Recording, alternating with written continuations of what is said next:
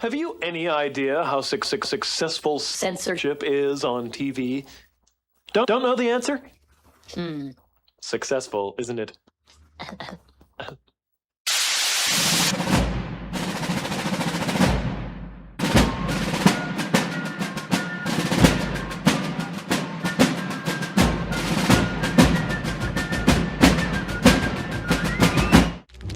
You let one ant stand up to us, then they all might stand up.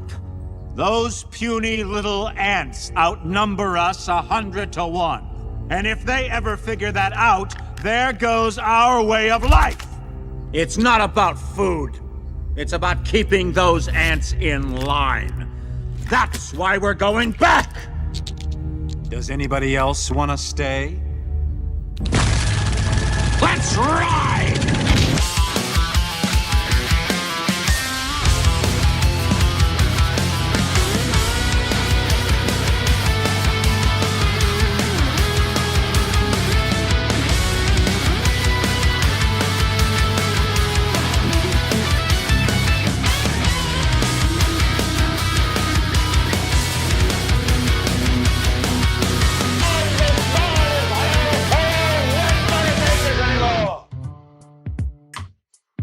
Good evening, everybody. So happy to have you here on a Tuesday night, and it is hot. It's getting hotter, and the heat wave is about to begin tomorrow. I think we're touching triple digits tomorrow, and then again on Thursday, and then again on Friday. And then I don't know what happens on 4th of July. I think it's going to be really hot, and then it's going to get rainy at the end of the day. But who else is going through a heat wave right now? Does Con Edison get in touch with you? Say, hey, we're going to try to keep all the lights on best we can. Try to keep your energy consumption down between 2 and 10 p.m. Well, I don't do much. I don't do much energy consumption. I have an air conditioner on and I have my computer on. No lights are on, and hopefully everything turns out for the best. Who the hell knows? If all goes south, then I guess I'll have to improvise with the shows at night. Although tomorrow night should be pretty fun. I've got a lot of different things, a lot of lost century thoughts and other kind of theories that I'm bringing to the table tomorrow night. I got a lot that's collected. On Thursday night, I have a few other things I want to do, but that's also going to feature Chris Ann Hall calling in from Great Britain, once Great Britain. She's going to be calling in then because it's July 2nd. Signing day, Declaration Day, and I got to ask her some questions about the Supreme Court. I got to ask her about, we've done birthright citizenship together on this show so many times over the years because the challenge to the precedent, because it has no basis in actual law. These are opinions and bad ones at that, but that's just it.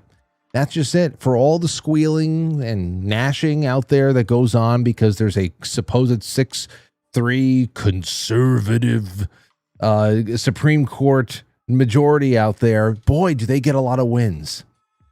Do the Marxists who hate this country and want to see the hastened destruction of this country get a lot of wins. None bigger than this ridiculous notion that anybody can come over here swollen with child, shit a kid out, and bingo, they can get a social security number. Ridiculous.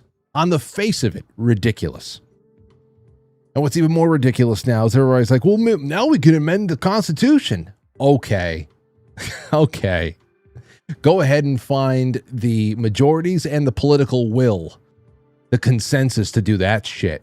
Can't even lower taxes, let alone get rid of taxes. You're going to amend the Constitution, and then you're going to go to the ratification process. You're going to get 3/4 of all state legislatures to go along with it to end it. Get the hell out of here. So there's a lot of cope going on, things that are not necessary because it doesn't need ratification. We have everything you need to know about the 14th Amendment is already. There were debates on this.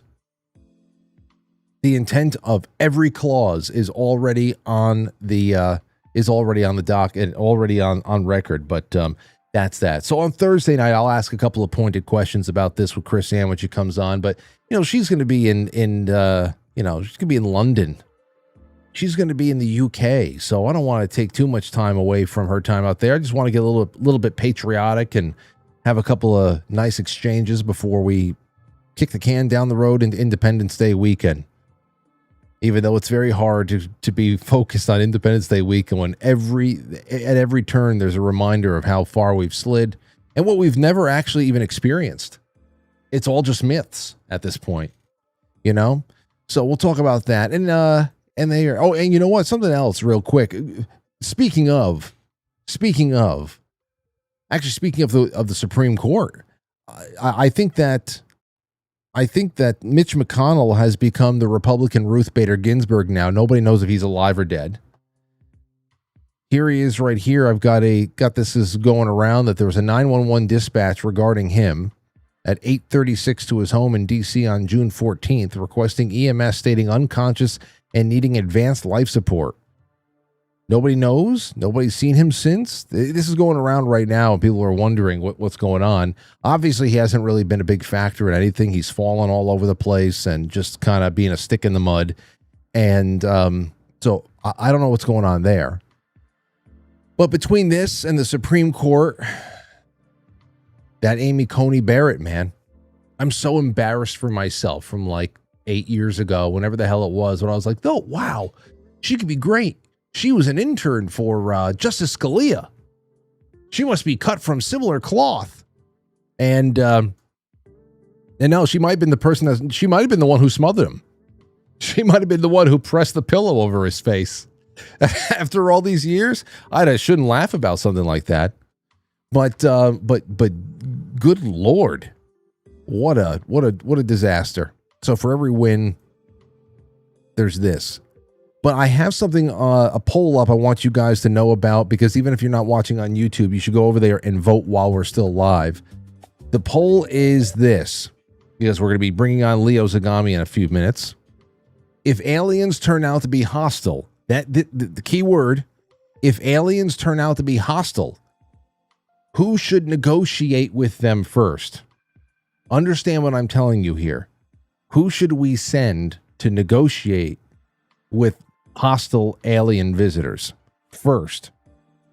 Would it be the mainstream media, Congress and the federal bureaucracy, global financial elite, big tech, and Hollywood? As of right now, we have about 75 votes that are in. It's the show is young. Everybody start voting. It's in the YouTube chat room. Who is the first delegation that you are sending to negotiate with a hostile alien force? Congress, federal bureaucracy, the mainstream media, global financial elite, or big tech Hollywood? Okay, we're going to see how that starts changing in a little bit. I have to imagine, if I'm going to put my money on anything being number one, obviously when number one goes, they say, oh, well, we got to try again. Let's send another delegation. Let's send the media next. Then let's send Mark Zuckerberg and all his friends later. Oprah Winfrey. But right now, as expected, with a decent lead, is Congress and the federal bureaucracy. But get in there, even if you're not watching there, go over there and start voting. All right? That's all we have. All right, now here's a little something for you all. Let's get on this real quick. It's from Leo Zagami's website. This was a couple of... when the hell was this? Yeah, no, actually, this was today. The Vatican's top secret alien agenda is being unveiled in real time. As some of you may already know, in my brand new book, The Vatican's Top Secret Alien Agenda, Hidden Encounters, Forbidden Rituals, and Jesuit Astronomers in the Age of UFO Disclosure, I expose the hidden reality they never wanted you to see. In the introduction, I describe how the skies were on fire in 1952 as the greatest UFO frenzy in modern history was raging as Washington, D.C. was under siege by glowing orbs that danced rings around our fighter jets. Dancing rings. Where have we seen that? While radar at Washington National and Andrews Air Force Base tracked something which looked to be physically and technologically impossible. On August 18, 1952, Father Francis J. Connell, one of the most respected Redemptorist theologians in America, Dean of the School of Sacred Theology at Catholic University, discussed the theological implication of this new unfolding reality and how original sin might or might not apply to beings from other worlds.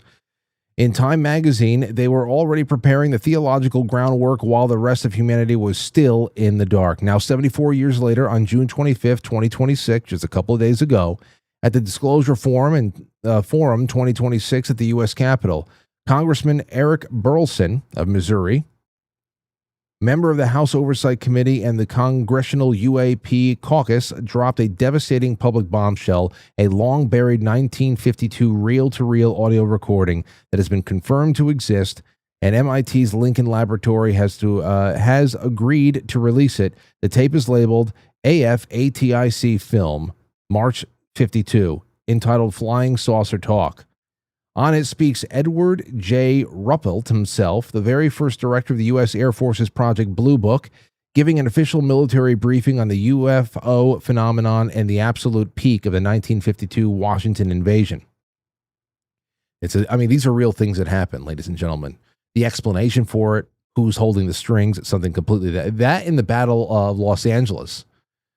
That's something else. This is the same term UFO is officially coined, the same year is officially coined, and the Vatican's top theologians began quietly rewriting Catholic doctrine to accommodate extraterrestrial intelligence. Coincidence? I don't think so.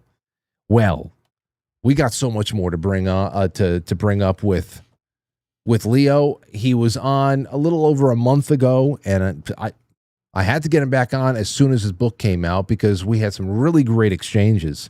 But there's only so much you can talk about before his book is out there. So now I guess there's no hold barred. We will see. You guys can go and check it out for yourself. Of course, that's leozagami.com. There's other things here, though, that I want to throw his way, and we're going to get around to that. No doubt about it, we will. But I want to welcome him back to the show. Like I said, the man behind leozagami.com and a huge, growing, and will never be, as long as he's got breath in his lungs, he's going to be publishing books. And he's always got something new and interesting to say, and I love having him back on. Here he is, Leo Zagami. Leo, how you feeling? Happy summer. Oh, thank you very much for having me on. It's the beginning of a great summer. And of course, I'm introducing you to a new book, which is at the moment having a lot of success. It went to #1 in the UFO category of Amazon. And people are very much looking forward to reading this book because it's one of the few books on the topic that touches on this relation between the Vatican and their hidden alien agenda. Probably the only one in the English language, which brings also a lot of material which was previously only available in Italian or French, aside from the long-standing collaboration which made it possible with the CUN, the Centro Ufologico Nazionale of Roberto Pinotti, who was the guy who in 2023, after David Grush started to talk about the Magenta accident, was actually stating after on the Daily Mail, he was the one who in the year 2000 brought these documents to light that we now reveal for the first time in my book were given to him by the grandson of Benito Mussolini. And aside from that, of course, I'm delighted to answer any of your questions on this topic because, as you know, this book has been in the making for 6 months, and it was almost like my intention to create it as an antidote to what Steven Spielberg was about to inject. And and of course, with the success of Disclosure Day, people might have a lot more questions towards this topic. Though the movie wasn't itself that great, sincerely, but it's highly entertaining. It's not really revealing anything new, but it's definitely in line with the all-embracing Vatican Council ideal of embracing the extraterrestrial, because that is really what the movie is pushing. And David Coep, who is the guy who took care of the screenplay, transformed it in very much a piece of Jesuit propaganda with a former nun as one of the protagonists. And then we have a lot of Catholic nuns running around and things like that, that of course point into the direction of David Coep, which has adapted the script. As we know, Steven Spielberg doesn't really relate his religious background in his movies. We know, though, that he was part of the mega group of Les Wexner. We know that he's close to Chabad Lubavitch. And so, as you know, I had included him already in my previous book about Jeffrey Epstein. So here we are. So here, and here we are. Now, I have not gotten my copy of this just yet, but I did get the title, just the title index there alone. So I had so many questions about this in and of itself. And on your latest blog that you just put out, you bring up the saucers over Washington D.C. in 1952, and whereas you already wrote enough in here that we don't have to go too deep into that, even though I have not listened to the flying saucer talk coming over the radio yet. I don't know if that has been released. But have you ever done anything into the so-called battle over Los Angeles? I believe that was during the war, and there were these objects that were over Los Angeles, and so many shells that were fired. I think a couple of Americans actually lost their lives because of heart attacks during all that stuff. But they were trying to shoot things down over Los Angeles during the war, could not bring them down, and that was the West Coast's first taste of all that. Then, of course, Washington, D.C. in 1952. You ever connect the two? Well, actually, I talk about the Archbishop of Los Angeles, which was a stable in working together with the Vatican behind the scenes with the military-industrial complex from the very beginning. In fact, he was in Roswell. I'm talking about Cardinal James Francis McIntyre, who was a rather controversial figure in itself, but he was apparently not only in Roswell, he was also with Eisenhower during his alleged meetings with both the Greys and the Nordics. So the Vatican has always been there. And that's why I'm rather glad to see that people are starting to acknowledge the relevance of this book, because it shows that the David Grush of the situation, the Al Puthoff of the situation, these are all Catholic Jesuit agents working on this so-called disclosure, which of course is directed by the Jesuits. Now, you had, I saw recently, Father Ripperger, who is a traditionalist, still believes, of course, in following the current Pope, but is not like the progressive force that follows the Second Vatican Council, which, like I explain in my book, is the real knot here of the problem, because the first UFO crash, contrary to what Steven Spielberg states in his movie and what the Age of Disclosure stated in their documentary last year, happened, like David Grush admitted in 2023, in northern Italy. And then thanks to Pope Pius XII, that UFO was brought here to the United States of America for reverse engineering. It was actually Benito Mussolini who started this project of reverse engineering with Guglielmo Marconi, who was the inventor of the radio. Now, one thing that they were correct about, though, in the Age of Disclosure documentary was that the Vatican is very much the most knowledgeable, probably, place on earth about this topic, though it's almost impossible, though, to have access to their archives. I had the possibility, through a professor of religion who is part of the CUN, who worked with Roberto Pinotti on the Mussolini UFO files, to have some material. He was actually granted access to both the Vatican Apostolic Archive, who is the former secret archive, and then the Vatican Apostolic Library. We are talking about 53 miles of secret archives. Pope Francis then changed the name and didn't want the secret anymore in the name. But we are talking about archives that have a lot of testimonies regarding paranormal phenomena because it's in line with the Catholic tradition. You have to basically analyze these phenomena surrounding people who eventually are granted sainthood. And then on top of that, we have, of course, all the various miracles.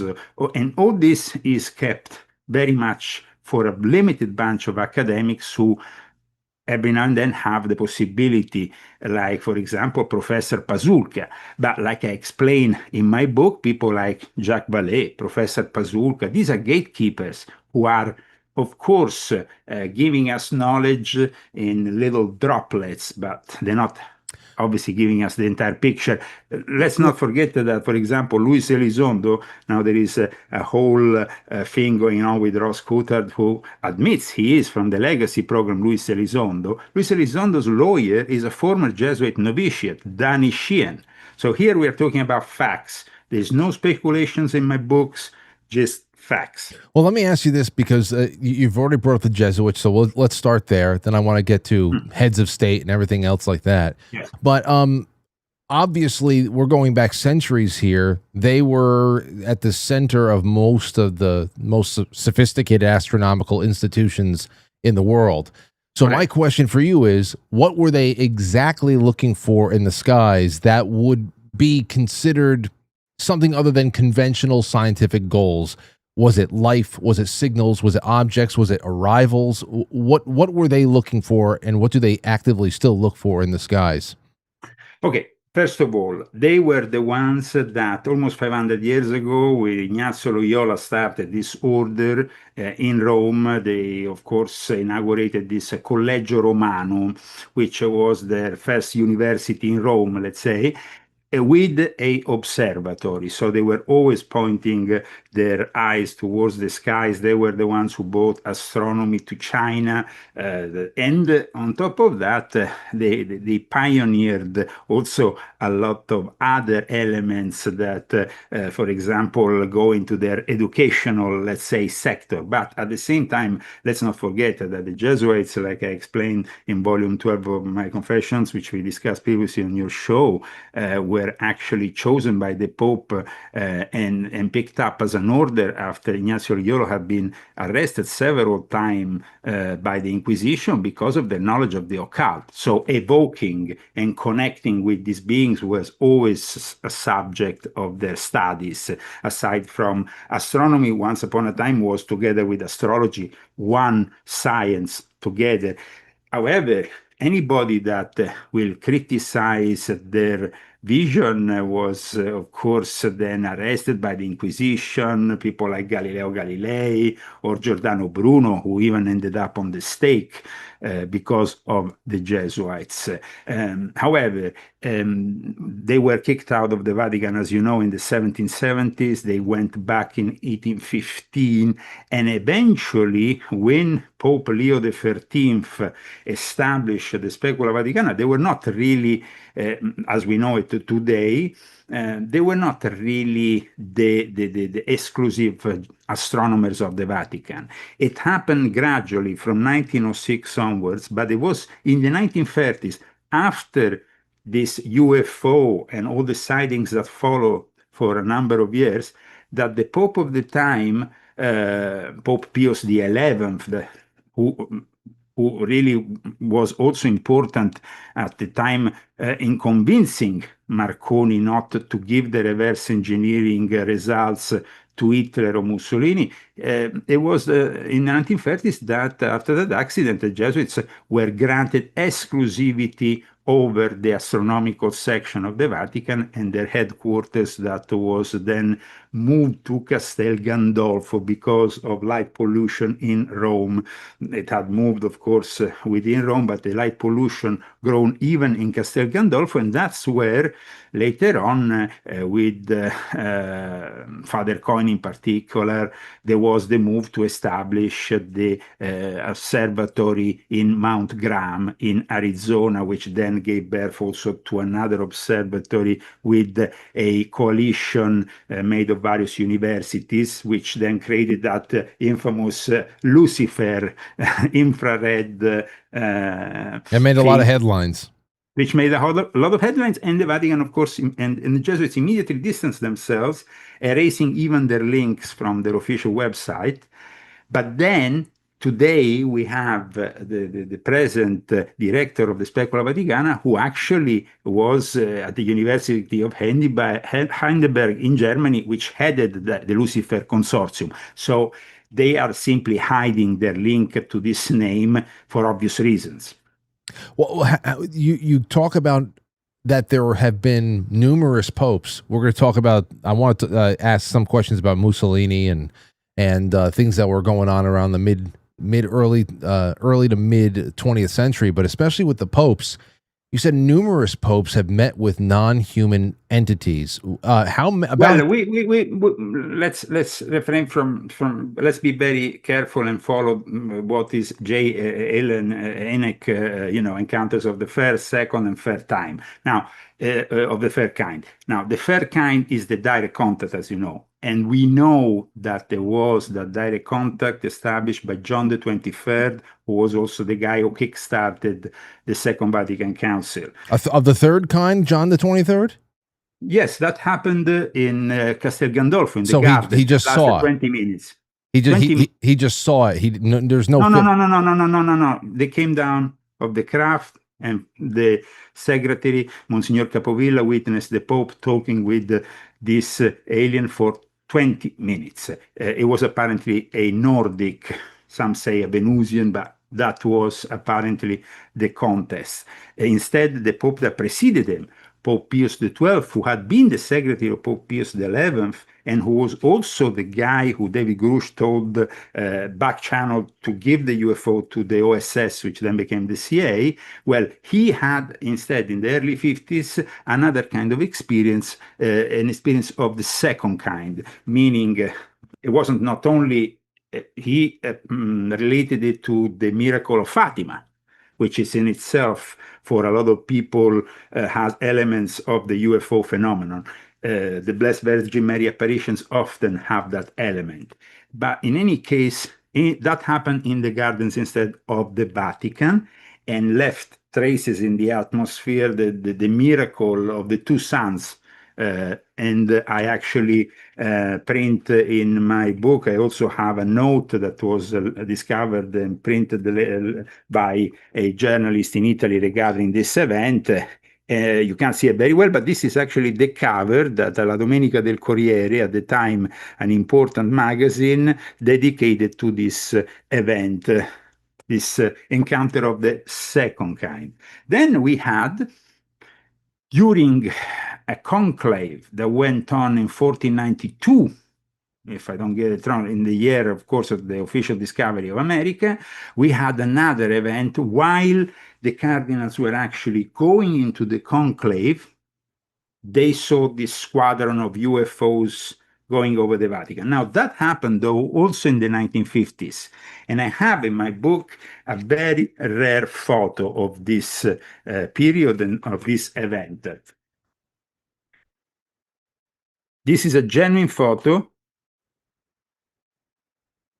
Well, this is a reconstruction, the one that you have here. This is a genuine one from the period from the beginning of November 1954, when a Vatican ambassador, a guy who used to work for who was an official consul of the Vatican, Alberto Perego, witnessed this squadron, and then later on related the whole experience to George Adamski, and together they functioned as, they got to the Pope after John the 23rd, who himself then had also this experience.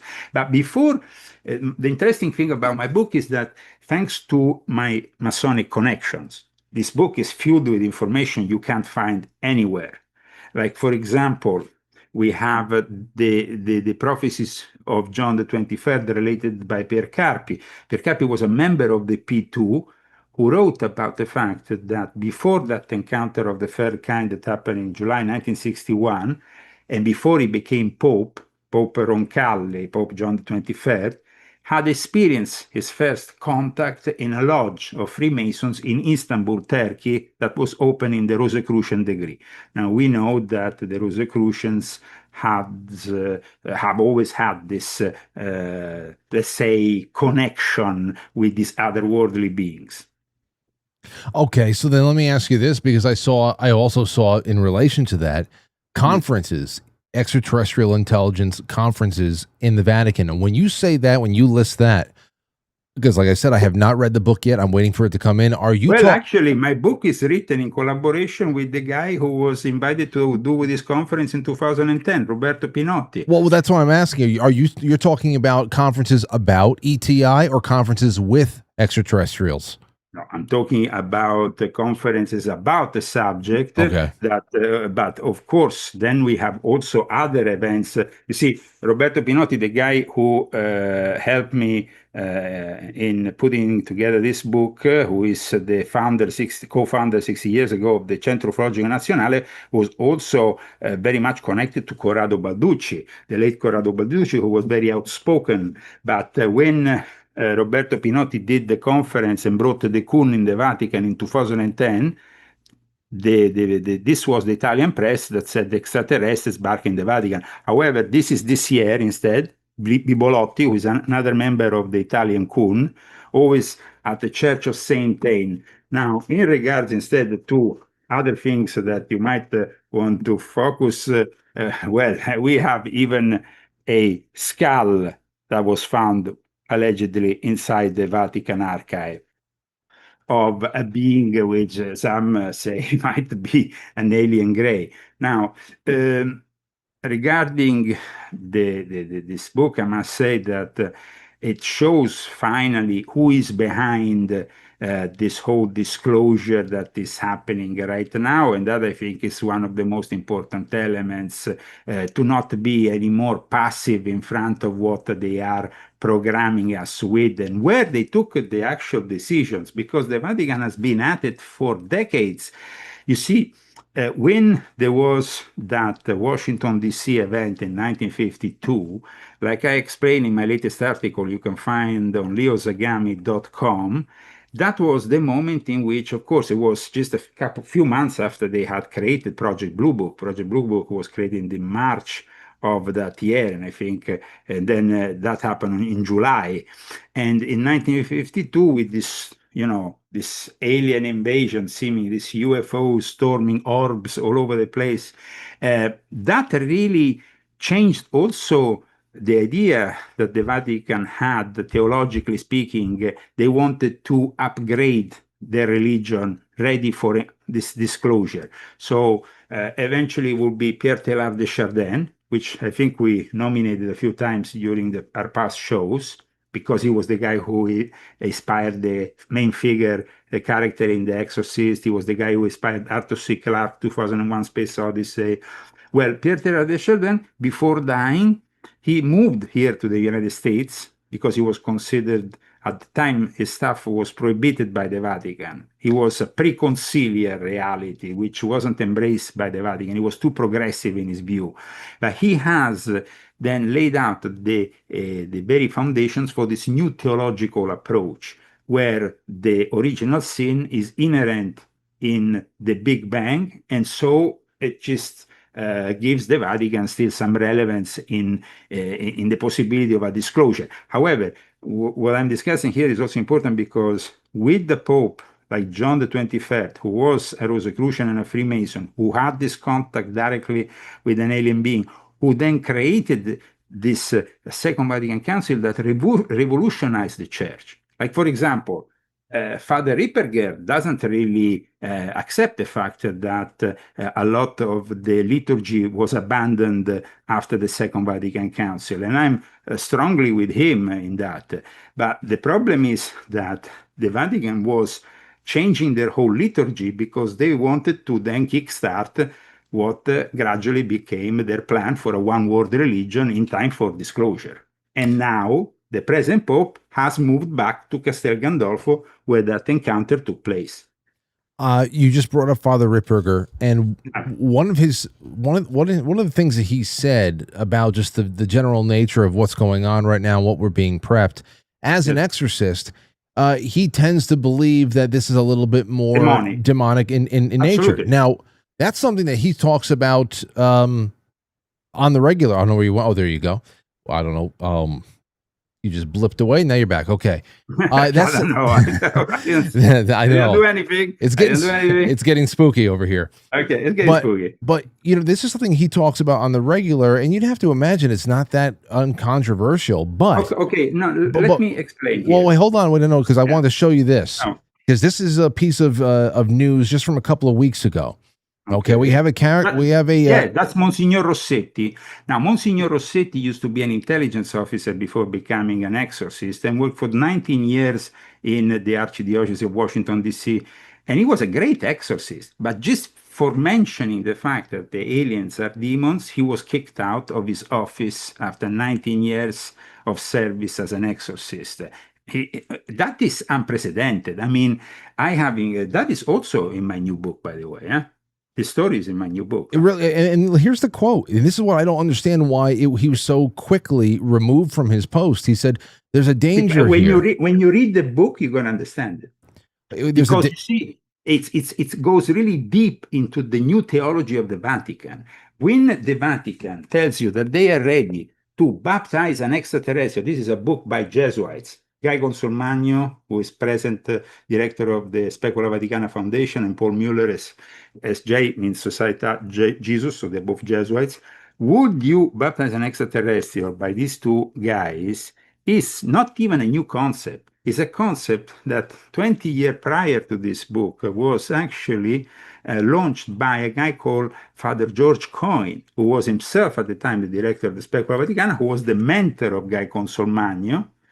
And George Coyne was the guy who also pushed for that whole Lucifer thing and Mount Graham, which, of course, went against the Native Americans who considered that place holy ground.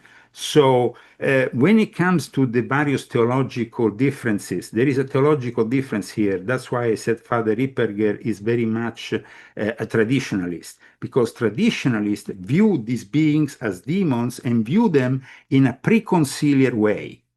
While instead, with the Second Vatican Council and then the progressive push by the Jesuits, they want to embrace anything that comes out of a spaceship, regardless of what they are. So do you personally, you've talked about this just a little bit, but do you look at this in a preconciliar way, or is it a mix of two?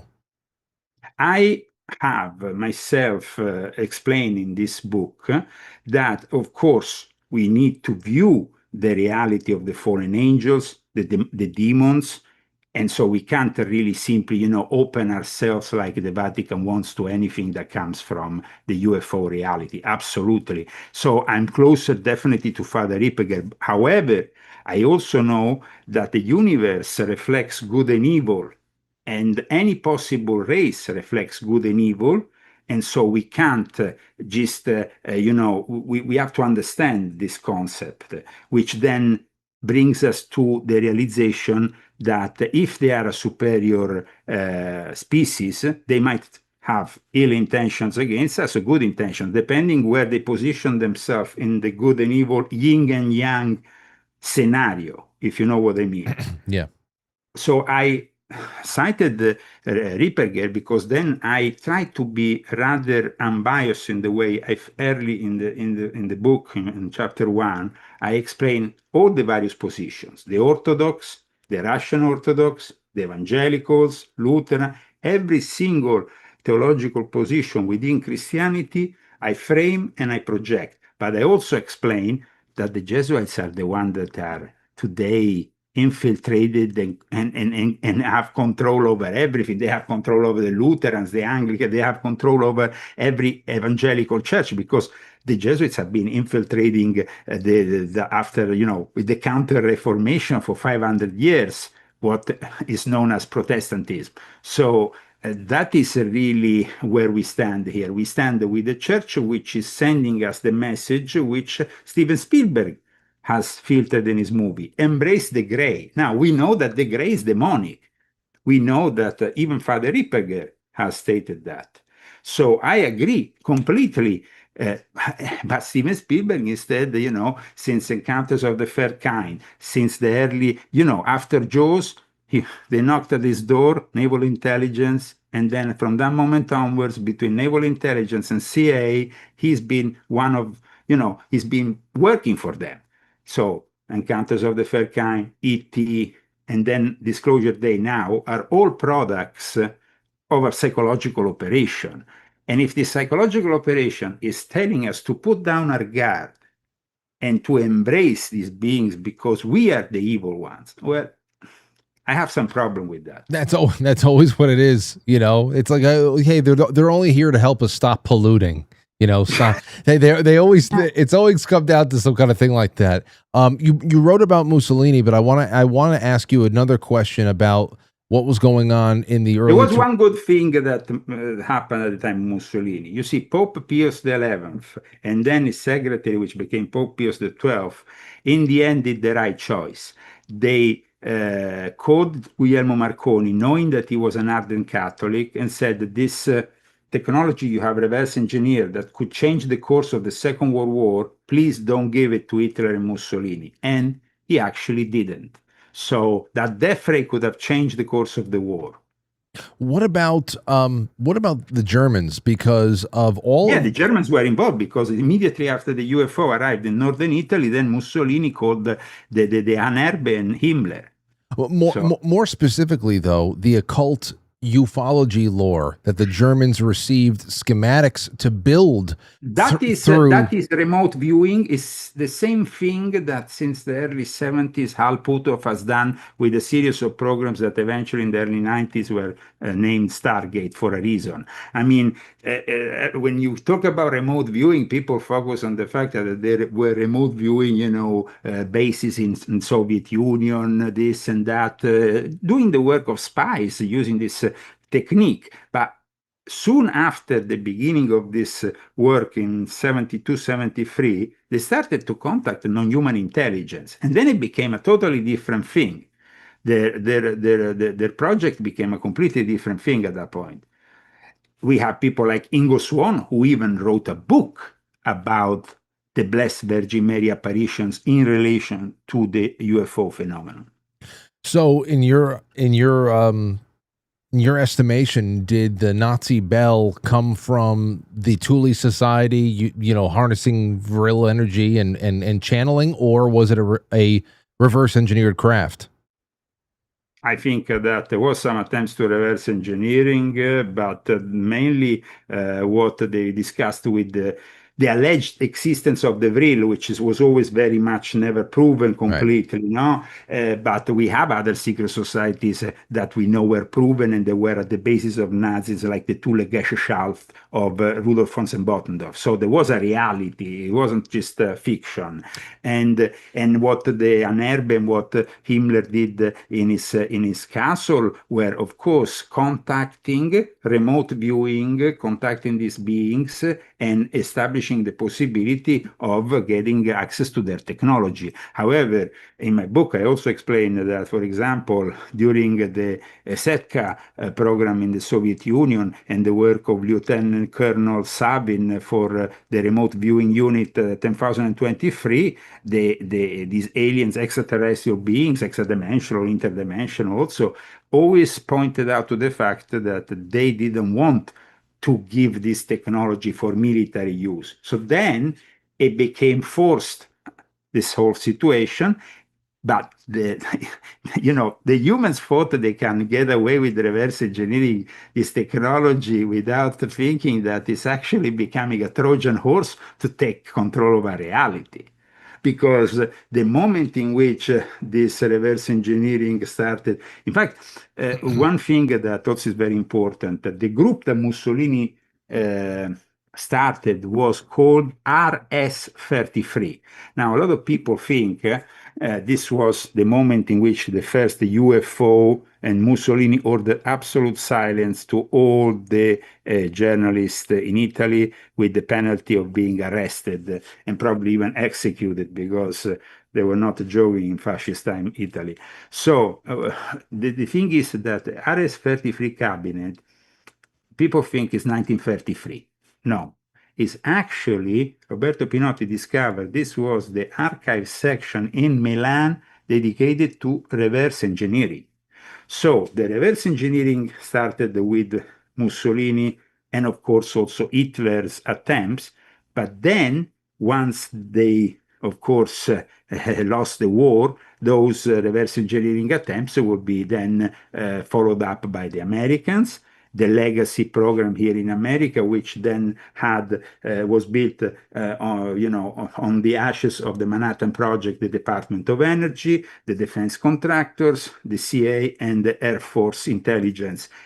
And there has not been only Roswell in New Mexico. Right. In fact, in my book, I explain how Professor Pazulka, who is a gatekeeper, because in my book, I explain how these gatekeepers operate. Now, I'm not saying that all gatekeepers are necessarily evil, but they are, of course, part of the problem because they are treating us like children here. You know, when you have a Luis Elizondo or an Al Puto for the situation who the other day says, I can't tell you more because I will get arrested. So why do you do the Disclosure Foundation event if you then go in front of the journalist and say you're going to get arrested? It's a joke.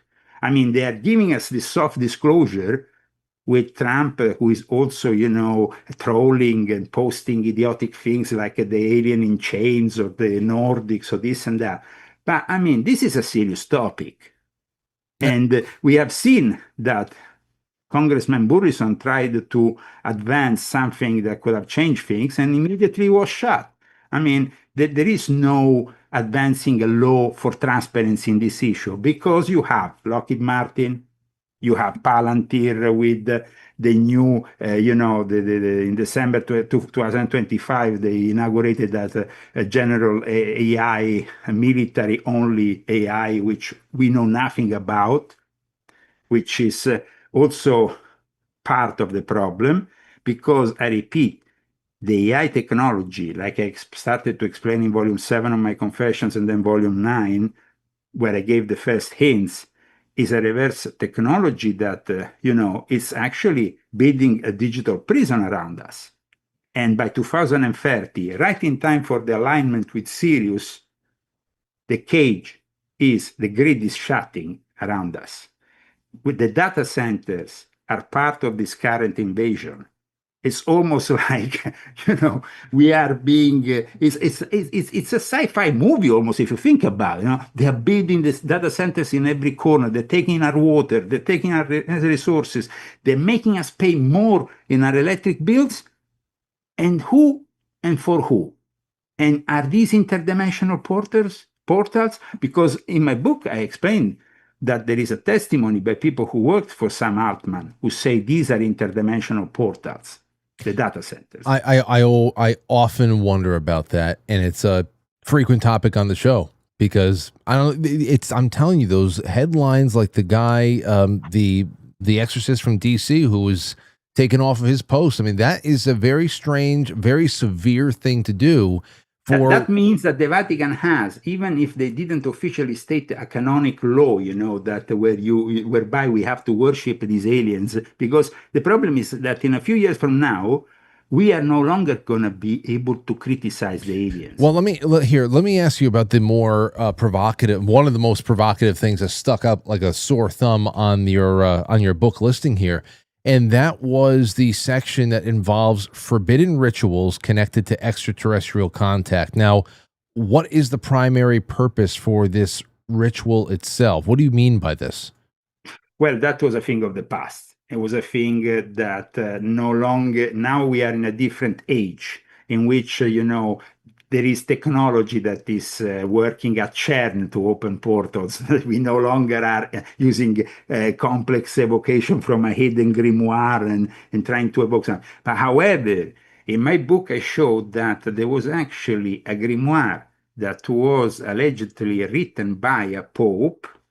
And even if this wasn't written by a pope, it was definitely written for the clergy, so that the clergy was instructed on how to evoke these fallen angels. Now, like Father Ripperger says, of course, that is demonic stuff. However, I'm sure that even Father Ripperger agrees that angels per se are not demonic, not the fallen ones, of course. And so those are also considered extraterrestrials. However, we have to also understand there is extraterrestrials, there is extra-dimensionals, there is interdimensional.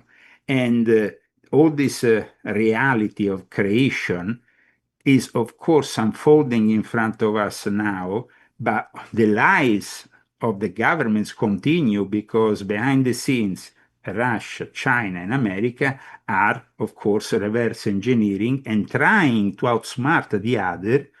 But in the end, do you think they're going to outsmart the ones who gave them these gifts? Because the interesting thing is that Professor Pazuka has openly called them gifts because she said that the scientists she dealt with, including the ones who brought her to blindfolded and put her into a car and brought her to a hidden crash site in New Mexico to witness this actual extraterrestrial or whatever they were, objects from another dimension. Because then we have the discussion ongoing, no?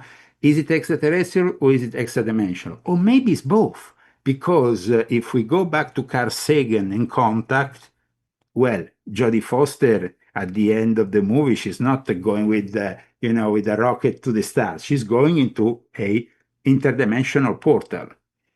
Yeah. I actually have to watch that movie again because that was that's something else, that one. I should put that on the movie list. And as far as the rituals go, what have you been able to dig up on that as far as like how they differ from traditional are they black masses? Can you describe any part of the order of the ritual?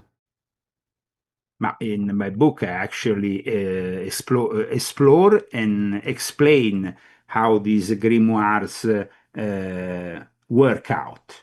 I mean, how they evoke this non-human intelligence. And at the end of the book, I also explained that while I was doing the same thing with the magic of Abramelin, the mage, in Rome in 1993, I had myself a contact, which was with a non-human intelligence, a blue orb that came into the room, and it was petrifying experience, but also was then very important in my life because I channeled these 44 pages that then I gave immediately to the military intelligence. As I had just finished my Air Force service, I had been in the Ministry of Defense, I had some friends still, and I wanted to give them this material because I didn't really know what it was all about. I was an occultist, and suddenly I found myself in a completely different situation because when you are talking about evoking a being,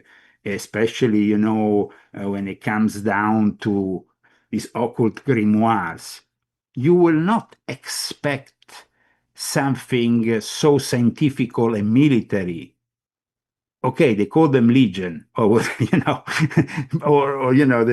but this was something different. So you were part of one of these rituals. And you actually, and this thing, this orb came into the room as a result of one of these UFO ritual. And you're certain that this is extraterrestrial from a standpoint of it's coming from another place. It is not in a demonic, visitation. In fact, I relay in my book the experience, and I beg you to read it before we can discuss it. Oh, I will, because it is quite incredible what then I was given and the way the whole thing unveiled.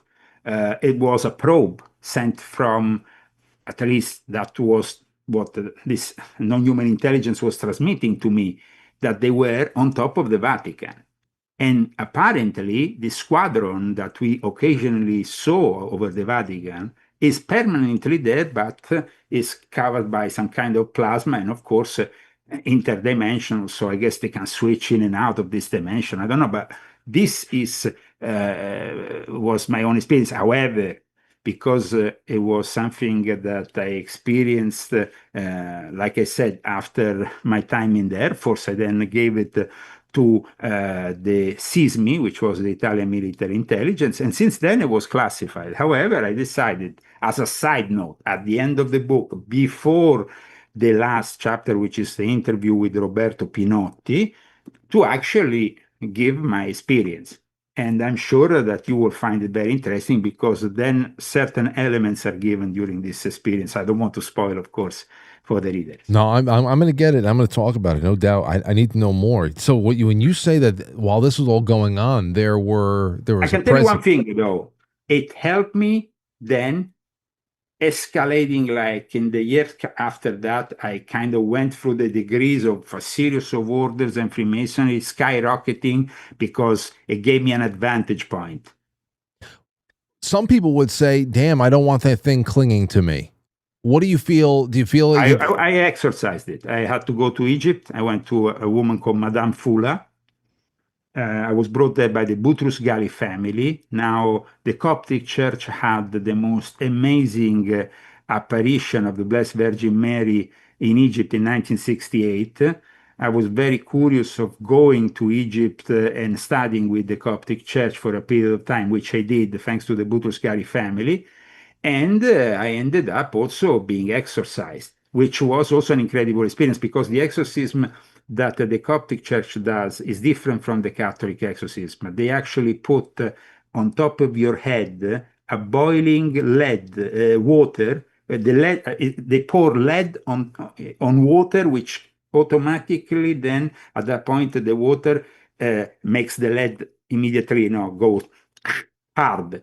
And incredibly enough, when they did this exorcism, a demon was visibly there because it was captured in the lead became hard with image of a demon. It was incredible. You know, this is crazy because when growing up, we hung out with a lot of very interesting, eclectic, eccentric, I should say, characters.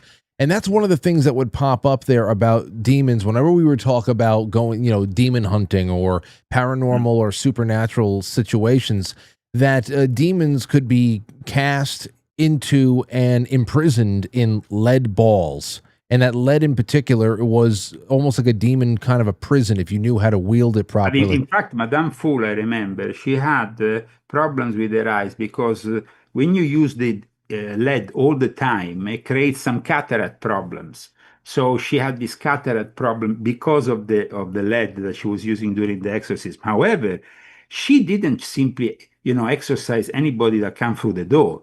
First of all, she made us go along this table. They closed everything. And then she decided who to bring to exercise after this session, in which at one point there was an image of the war of Jesus Christ, which was bleeding blood. And that is actually a miracle which is recognized by the Coptic Church. The Coptic Church, the head, the Pope of the Coptic Church, recognized Madame Fula as a legitimate source. So it wasn't like some hocus pocus kind of thing.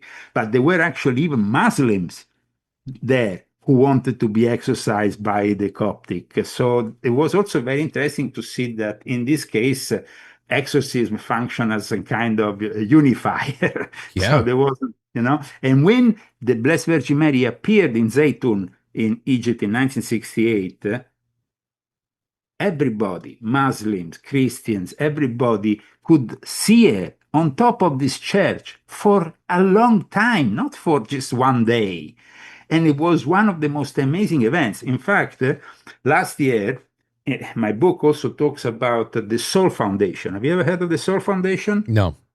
Soul Foundation is a cover-up group constructed by the CIA to prepare for post-UAP disclosure. Go and check. They even have a website. It's called Soul, S-O-L Foundation. Soul Foundation. Now, you will see the people involved, and you will see how serious this whole thing is. And last year, they actually did an event in northern Italy where Roberto Pinotti, who collaborated with me, was special guest.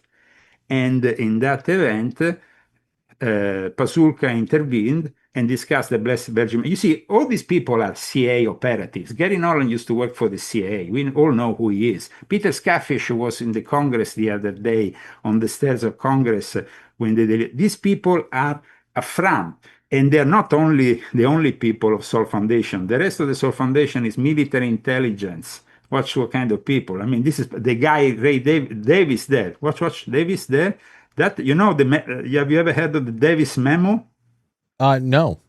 The Davis memo was given to Congress 3 years ago, and it's an official document between him and an admiral that talk about the Roswell crash. And it's an official document that was then taken in. Avi Loeb, that has now been nominated head of the. So this is. I know Avi Loeb. I know Diana Pasulka. She was on the show once. You mentioned her a few times tonight. Yes. Well, she was actually embraced by the Jesuits and brought to Castel Gandolfo, and she was brought also. She had access to the Vatican archives, which doesn't happen if you're not allowed. Indeed. And you have another gatekeeper extraordinaire, Jacques Vallée. Jacques Vallée has made money with reverse engineering. In fact, he started a series of startups in Silicon Valley. Well, I mean, this is, well, I mean, you know, this is just the inner workings. I surprised you today. Oh, no. Well, you always do, Leo. You always do. That's why I love having you come. First of all, just your stories, just the stories about your contact being part, and that ritual that you were a part of that actually had that thing cling to you, that gave you these visions, gave you this information, helped you excel for a while before the exorcism. That was all in the Vatican, that ritual? That was in Campo dei Fiori, where the Vatican brought on the stake Giordano Bruno. It was rather symbolic. It was actually in a place which used to be a puppet theater that appeared in an article on the New York Times in 1988, because the owners of this puppet theater were the Mazzetti sisters, who had been adopted by the Einstein family during the war. And so there is a big story also behind them, because one of them was a filmmaker, and then there was actually a movie done about their experience during the war with Isabella Rossellini. So aside from other things, but I lived for a period in this place, which was a puppet theater. The condition was that on Sunday I had to basically leave because they were doing their puppet theater. However, the rest of the week, I was using this place for doing rituals. And so I was actually using at the time the fact that children were coming in to purify the place every week and bring out that demonic energy. However, I must tell you one thing. I didn't encounter only demonic energy, because the actual beings that I encountered after was something more than demonic. It was something completely different. I think that in that case, it actually helped me. But I mean, you have to read, of course, the testimony of my account. Well, you know what you said before is something that I've always brought up when we talk about things like Stargates and things like that, and that is that I always just saw this as when you see human beings starting off in a little bit more primitive state, when we aren't very high tech, but a lot more high spirit, and that how important ritual would be. I mean, just to give you a brief account, we're talking about the Nomo and the Dogon and their fish-like creature that they call Nomo. That is like then what the Dogon claim is their behind their whole religion of the stars connected with Sirius. Well, that apparently is connected also with the Vatican. And I mean, it seems pretty obvious from the way they wear those kind of things on top of their head. Fish-like. Well, but even when you think about the motivations of governments in wanting to be able to tap into other worlds and keep things, you're just talking about here that there was a time when people would just get together and you would perform a ritual to open up a door to the other side. And now governments invest in high technology to keep those doors open. And that's where we are right now. I always wonder, and a lot of people wonder, about when those doors were opened and what has gotten through inadvertently, and how it really has contributed. Well, let me explain you one thing about the Vatican. The Vatican, like I said, had created a grimoire. This grimoire was known as the Grimoire of Pope Honorius. It was published in Rome in 1629 as Grimorium Honori Magni. Now, if you go and study that grimoire, it's definitely built for a Catholic priest who, like I said just before, was evoking a fallen angel. Now, this grimoire which I'm talking about has acquired, imagine, the reputation of being the most evil of all grimoires.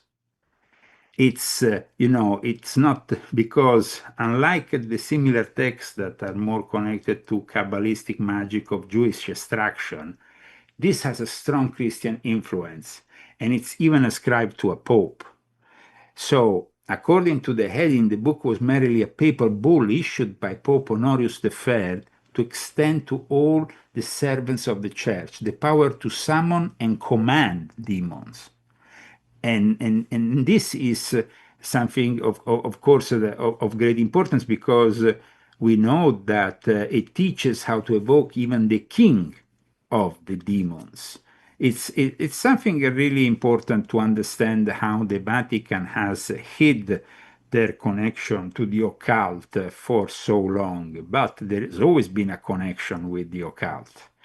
Just the fact that you become a priest gives you in reality the possibility of performing minor exorcism. Of course, then you are granted the possibility of becoming a full-on exorcist if you have if they see that you are suitable. However, one thing also that I wanted to tell you regarding Corrado Balducci, who, as you know, was very open about embracing the extraterrestrials.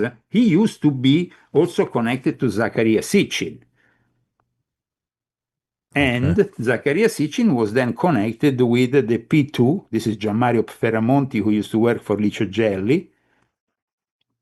And there was an exchange of alien artifacts allegedly between Zecharia Sitchin and Corrado Balducci. And Corrado Balducci also guested in his apartment Stephen Greer, who is another puppet of the Vatican.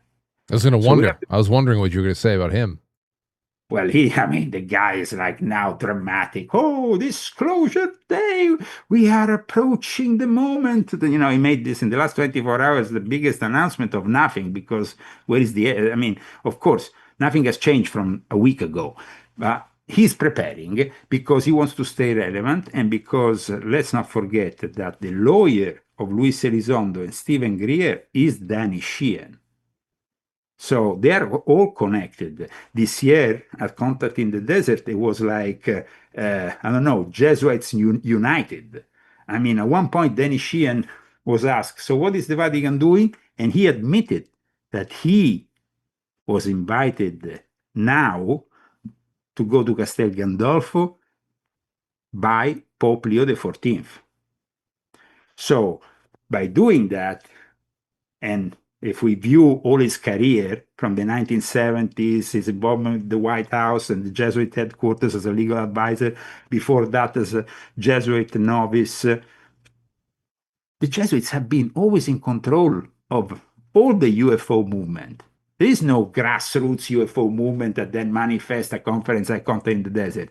This year there was Jacques Vallée there was Jeremy Corbett, George Knapp, all these people, and of course, heading George Nori, who is the biggest Jesuit stooge. He didn't even have me on his show because of that. He got Jimmy Church to invite me on his show, but he didn't want to have anything to do with me because he went to school with the Jesuits, and I had insulted the Jesuits. I would love to hear you appear with Clyde Lewis. I don't know. I think he's. I know Clyde. Oh, I know. I've heard you on his show many times, but he obviously hasn't been on air in months at this point. Unfortunately, he's health problems, dealing with issues. But I really hope he gets back on his feet, because I love those conversations between you two. Let me ask you a question to start rounding this one up. Yeah. This is a card, the alien card, that's been held back for centuries. Some people think at this point. If it gets played right now, it seems like we're being prepared for some kind of a presentation. If it gets played right now, what do you say the ultimate purpose that this would be serving? Okay, it's almost like this technology functions in two ways.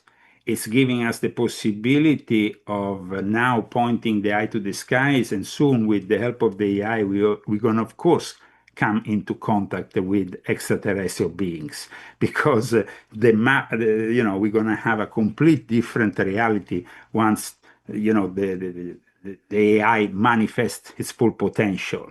But that is really what they're waiting for, and that's why they're preparing us with this gradual soft disclosure, because the moment in which in 2030 they start closing the grid and they have everything under control, at that point they have no problem in telling us that they were reverse engineering alien technology and they were in contact with this and this other race and that, because they are afraid of losing control. That's the problem of our governments. It's a big problem for them. It's a big problem culturally right now, because in some places in Europe, it's not a very, if this is the last few years that they're trying to manage, just if the finish line is 2030, then the people are starting to get very, very restless. Listen, and Five Eyes, just the other day, Five Eyes, which is the intelligence asset that, you know, of the big alliance of the intelligence from the Anglo-Saxon countries, has admitted that we are just months away of being taken over by the AI. So, I mean, by 2030, the reverse engineered AI, which we thought was a gift, that's why Pazulka and those other people are brainwashed. They think that this is a gift. This is not a gift. It's a Trojan horse. And if you think you can outsmart an alien who can see in your timeline from here to eternity, you must be eluding yourself. Because you see, we as terrestrial have this concept of time. They don't have this concept of time. They simply have time, which is a construct, artificial, but they are infinite in a way, the way they project things. And so the moment in which we started to reverse engineering their technology, thinking that we can outsmart them, yes, we are very creative as a species, of course, because we still have some creativity that they don't have. That's true, because, of course, if you think about it, the human race already today has a problem of being dumbing down by the artificial intelligence. We see it at the universities, people using ChatGPT to do their thesis. Oh, yeah. Okay, so imagine in 1,000 years from now how dumbed down we will be. 1,000 years? I can't even. Do we make it 1,000 years, Leo? So imagine these aliens who are 1,000,000 years in front of us. They have no creativity. We have the creativity. They know that. That is an advantage. And that's why they want to dumb our race down before we start conquering the other planets and, of course, adventuring across the universe. Well, please let everybody know where to find the book. And I can't wait to have you back, especially once I've had some time to digest all the details here. So tell everybody where to get it. Okay, you can, of course, get the links at leozagami.com, or you can go on Amazon, the Vatican Top Secret Alien Agenda. You can find it on paperback format and hardcover format, and also in Kindle format. And thank you so much always for very engaging discussions. The book that you are seeing is definitely unique for the English-speaking world. And I'm sure that people from your show who are going to go and read it are not going to regret this purchase. No, I'm not. Yeah, you know what you have to do? You have to get, you have to do the Audible. You have to do the actual narration. You should speak the entire thing there. People can hear you read the whole book. One thing that I always say to people who ask me the Audible, I'm still very traditionalist when it comes to books, because books are something that really help us. And the moment in which we have the Audible, then who is going to read this book? An AI? Right. I'm paperback and hardcover all the way. And you know, I mean, if I had the possibility of bringing back to life Sean Connery and he could read this book for you, no problem. But, that's the guy that you would pick? That's a great pick. Oh, well, yeah, definitely. He used to be always around here in Heidelberg on holiday, and definitely a guy who, with the Name of the Rose, captured my attention, because that movie, he was a former Knights Templar, if you remember. I do. Well, that's well, you know what? I just placed the order for the paperback, so I'll probably read this sometime. Oh, actually, no, Thursday, July 2nd, it'll be here. So I'll start reading it over the weekend. I'm very curious, because once you read the book, you're gonna be contacting me, and you're gonna be. One other thing, I didn't make this book to make friends in the UFO community. This book is going to make me #1 enemy because, once you are exposing all these people that are going there being the disclosure advocates, the disclosure experts, I'm exposing them. They were a bunch of Jesuit agents loyal to the Vatican. Well, go and kiss the butt of the Pope, but I'm free here in America, thanks God, and thanks to the First Amendment. 250 years of disgraced nation guarantee the possibility to a guy like me to publish a book like this, which 500 years ago would have got me on the stake with Giordano Bruno. Well, I'm happy that we are not 200 years ago. I'm happy we're right here and having this conversation. I can't wait to have you back. 200 years ago, there was the last victim of the Inquisition. Let's not forget, was Count Cagliostro, who was a member of my family. And in fact, his legacy in the UFO world is very important because, informed by Enoch and Elijah, he then started the Egyptian rite. Well, then there you go. More coming up this summer at some point. I'd love to have you back on. Absolutely. Even if it's like August or something like that. Enjoy the 4th. LeoZagami.com. The link is in the description. Happy 4th. Happy 4th. Thank you, Leo. American. That's great. I mean, to be American for 250 years, that's the greatest thing. Thank you so much. All righty. All the good work to you. Thank you so much, sir. And there we go, everybody. Okay, so listen. Wow, I love the little personal adventure stories that we get out of Leo as well. It's not just that whole thing, and I love that we got into that part there. That was just something in my gut. Not like, not like other people haven't come up with it before, but just like, I think about all of the speculation we've been doing about CERN or, the Montauk Project kind of situations here, the Montauk chair opening up portals, things coming through and thrashing about in the laboratory, little bit of like interdimensional whoopsies and all that stuff. I say, well, it's not like indigenous tribes all over the world haven't been able to commune with the spirit world or have a portal in the desert open up long before the technology existed to collide particles together and all that shit. But once the technology did exist, and you can just keep that door open and you don't have to sacrifice a chicken every time or, some blood magic, sex magic, whatever the hell it is. It's a very intriguing thought, because at that point, there is more than enough motive that you can assign to a government to invest in that, to want to dig a little bit deeper into it, especially if they have the shallow ass idea that they would be able to hop, skip, and jump over to the other side of the world and psychically spy on a geopolitical foe or friend or something like that, and just completely overlook all of the greater implications of what it means to pull that veil back. You know what I mean? There's that. And then there's this other thing that we were looking at here before from a couple of weeks ago in DC. I'm going to go back to this article here because I couldn't read this quote for the life of me. I wasn't allowed to. Washington priest removed as exorcist after linking UFOs to works of demons. And I'm saying to myself, this is just a week and a half removed from having my first conversation with Father Chad Ripperger and Timothy Gordon. I can't wait for the day that I can host both of them on this show and take it back from the beginning and just talk about demonology and talking about being locked in mortal combat with an entity like this. But Father Ripperger made at least a couple of statements that were more, and I wouldn't even call them controversial, but more substantive than this. This seems pretty cookie cutter. Father Rossetti said the following: "There's a danger here." In a May 29th video posted on his Facebook page addressing UFO sightings and the existence of aliens. Quote, "As an exorcist, I wanted to raise that danger.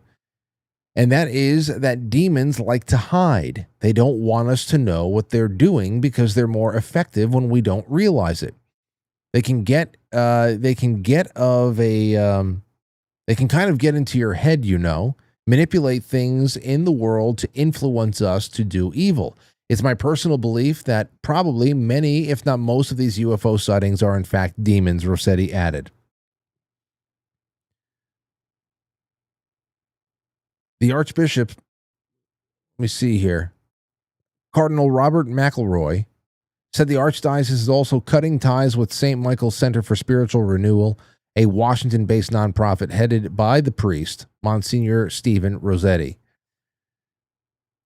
The Archbishop said Rossetti's statements, quote, linking UFOs to demonic presence and the center's recent use of social media gravely undermine the church's very precise teaching on the devil, demons, and exorcism.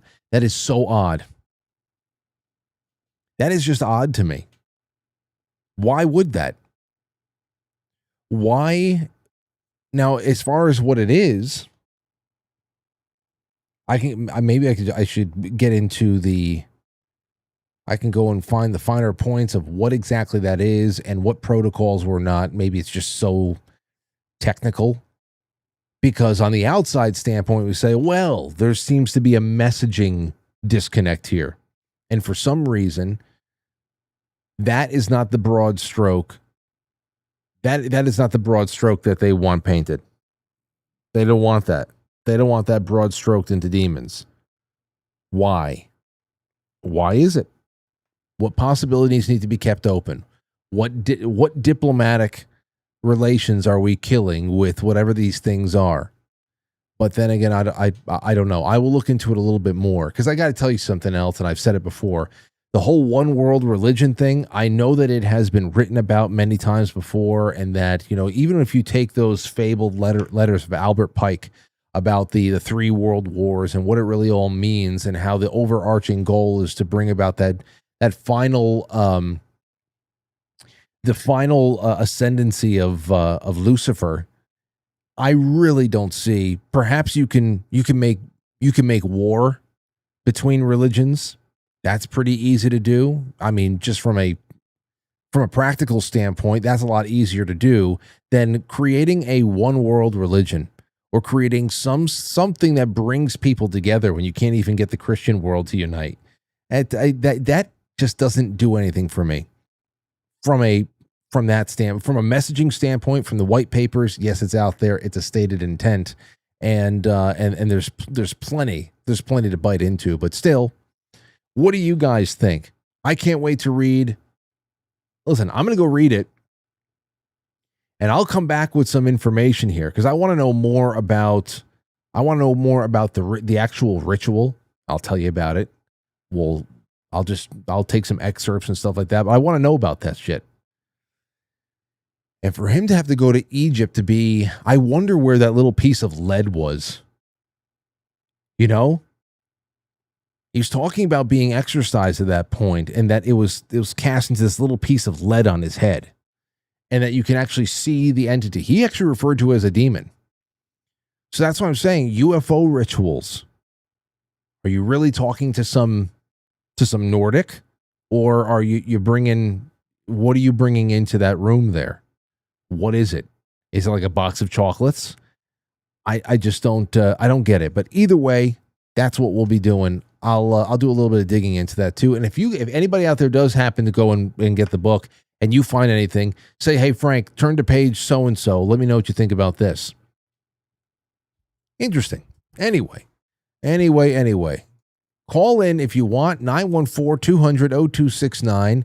I will skip going on a break reel for now and just go right to your super chats and your calls because it's already 8:20.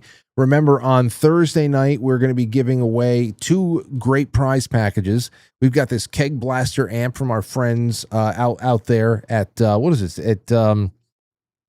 What is this? Cactus shit. Hold on. CactusAmpWorks.com. CactusAmpWorks.com. This is a 9-volt battery-powered keg amp for your guitar. And yeah, so there's that. We got $2 bills. We've got copper, silver. Over here on the Adirondack side, on the main side of things, we're giving away these, what I call espresso cups, more copper, more silver, postcards. All you got to do, there's going to be 2 winners. Support the show with the super chat somewhere. YouTube, Rumble, quite frankly, superchat.com, or the gold pills. It would be a great, great thing to have your support. Let me know what you think. Crack a joke, whatever the hell else. Let's take a call. 417, you're on the air. Go ahead. Hey, what's up? It's Lane from Springfield. How you doing, man? It's good to hear from you. What's going on from Springfield? Well, man, it looks like we're talking about some demons going on, and I don't know if you caught Mr. MMB 333 today, but we had some flying giant birds over Springfield, allegedly, that look more like aliens or interdimensional demons flying around up there. Did you see that? I did not. I'm subscribed to Mr. B33. What's it? I'm subscribed to him for years. I haven't seen him pop up lately, but yeah, me too. I catch him every now and again. Yeah, you're at the mercy of there's so much in the sky. I mean, every night, man. Oh, I'm sorry, I do. There's a delay. I'll let you go. I mean, talk first. Sorry. No, it's all right. It's all right. You're saying that there's like pterodactyl, legendary bird type of sightings right now? Oh yeah. Yeah, it's the same deal that is flying. I mean, every state in the Midwest has seen it, and it was just a pretty good one from Springfield today on that channel. But that's the first thing I've seen in a while. But on any given night up here outside the city lights, I'm right by where the Springfield Underground is in Springfield, and if you just drive a little bit out of the town, I mean, I can video any night, just stuff like orbs and stuff flying around up in the sky. I've been seeing that for years out here, but. Let me see. I don't know. Have you seen the 200-seat council at Estonia over in Kazakhstan? Am I saying it right? No, I haven't seen anything like that. I haven't. I've been. Nothing has crossed my. I'm actually on Mr. B's channel right now. Over there. And they got the temple with exactly 200 seats for the special council that nobody knows who they are, which is kind of weird. It's a beautiful city over there. Well, you know what you can do? If you can send me a link, because I'm looking around right now on Mr. B's site, and I don't see anything about birds in particular. But if you send me a link so I can take a look at it, and maybe I could bring it here for some sort of a grab bag topic, okay? Sounds good, and I'll get the link and shoot it right over to you. Yeah, thank you. Because you know what? Thank you so much. That fits into the category of cryptids right there, giant birds and shit. I said, okay, let me see these pictures. What is it? All right, 216, you're on the air. Go ahead. Hey, Frank, this is Ghetto Boy. Ghetto Boy, good to hear from you.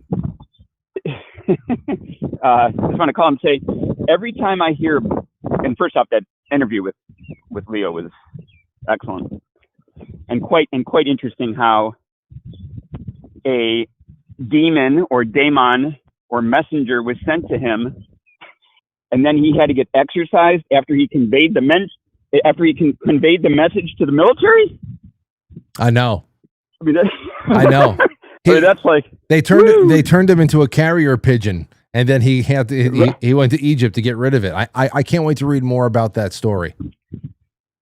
I think, Frank, a lot of this goes back to the language games and the spellings that they mess around with. So, it's not demon, it's daemon, right? Isn't it Daemon? That's what I used to get with when my email would kick back. Yeah, that's right. That's my next point. When they're using it in the nomenclature for the internet as a messenger, right? So if you take what Vance said about aliens are demonic, well, how about aliens are messengers?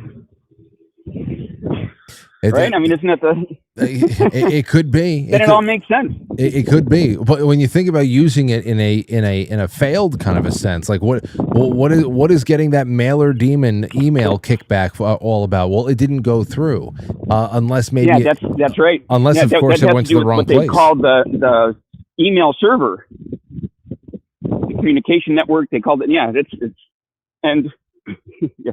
So. That's all I got. I always laugh when I hear people talk about the demonic and it's like, okay, so tell me the difference between an angel and a demon, since they're both messengers.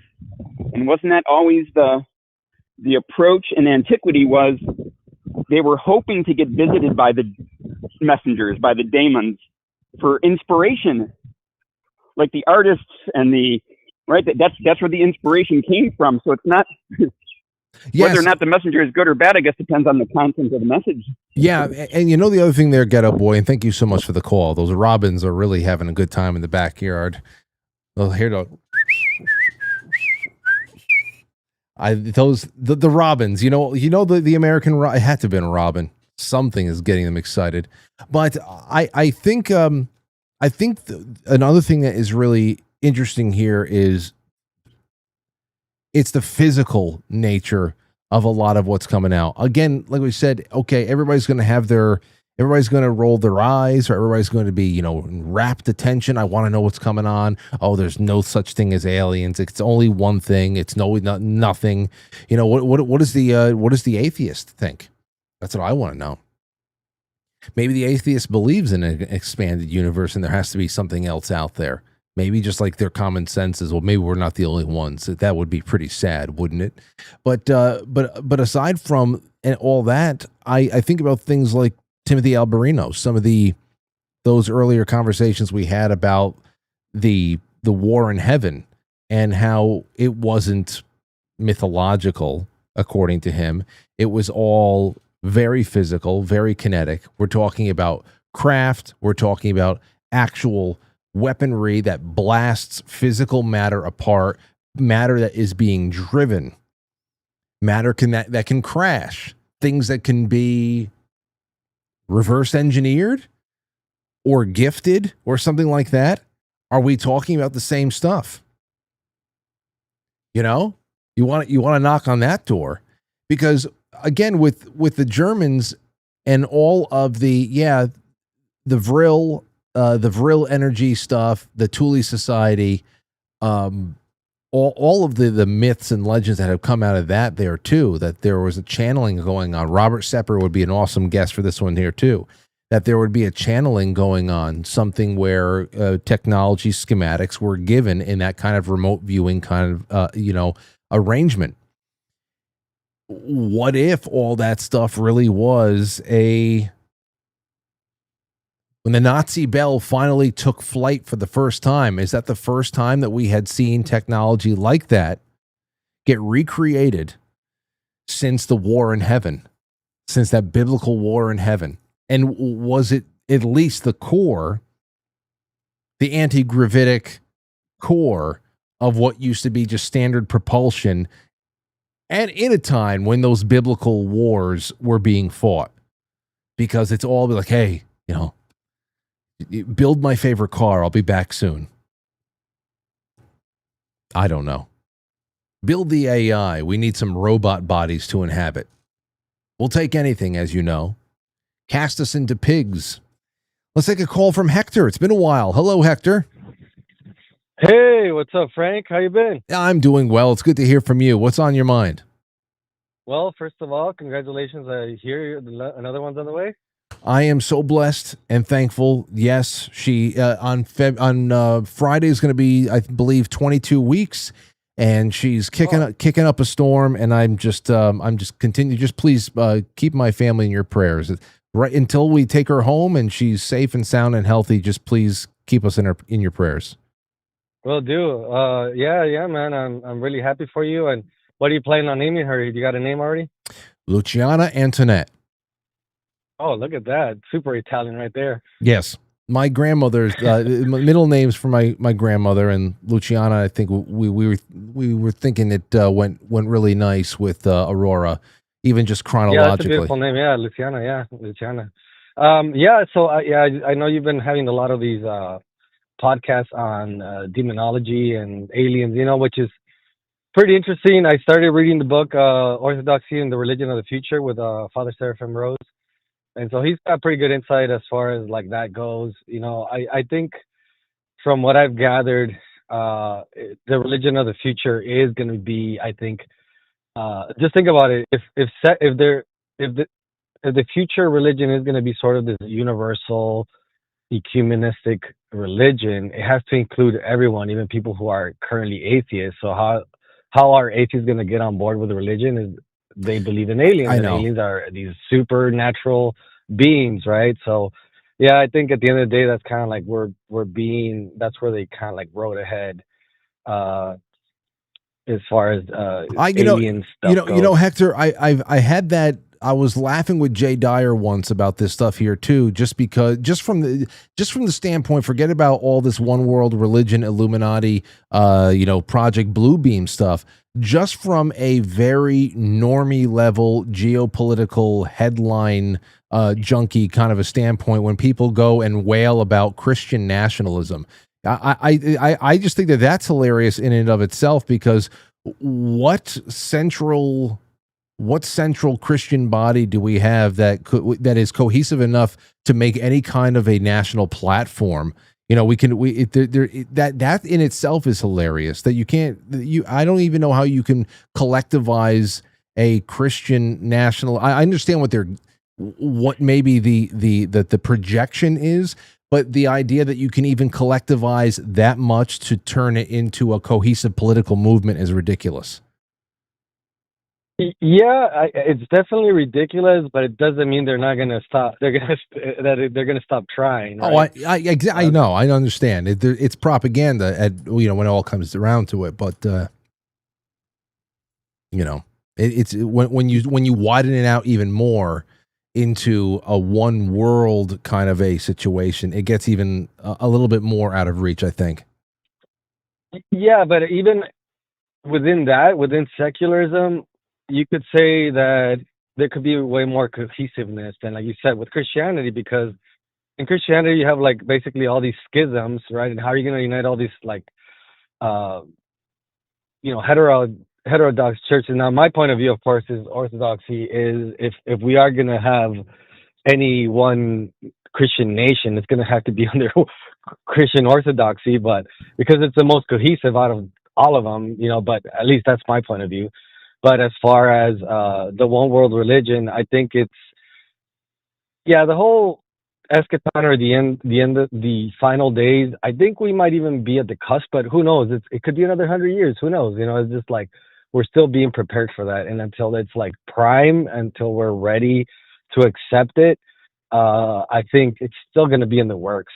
So it's going to be a struggle both ways. The Bible has a lot of stories where God kind of repents when the people pray and they repent, from calamity. So I feel like there's going to be still a big battle to go. And well, what do you think about that? Well, the one thing I would say, Hector, is you never know when they're going to drop an accelerant into the mix. That's true. I understand. That's true. I understand. They would throw those curveballs for sure. It's the only thing, because you have people. For example, we have a friend out in the audience. He's spent a lot of years in independent media, and he's been in doing his work for decades now with Mark Kernke, and he came on this show to talk about the militia movements in the 1990s and everything from Waco to Ruby Ridge and how from really there was a trajectory of culturally from 1950s into the 1990s